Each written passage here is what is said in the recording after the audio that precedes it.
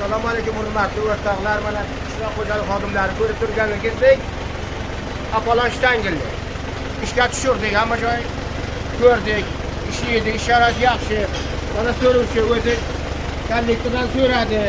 Ha, bundan sonra Zapravka qiladi. ha, bittalar ya. Qani qo'shin qani? Qo'shin qani?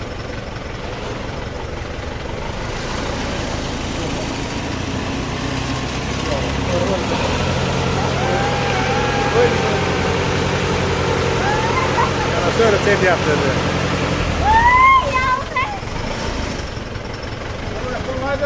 Narxiga kelsak, narxi 12 milyon kelishamiz. Kelivering mana.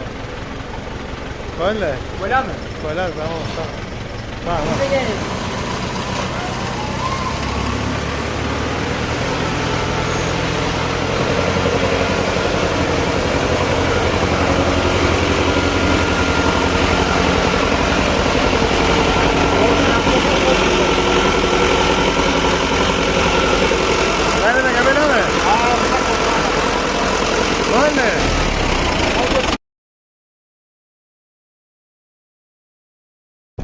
Mana hozir Apollon yuklab Romitan ketyapman-da.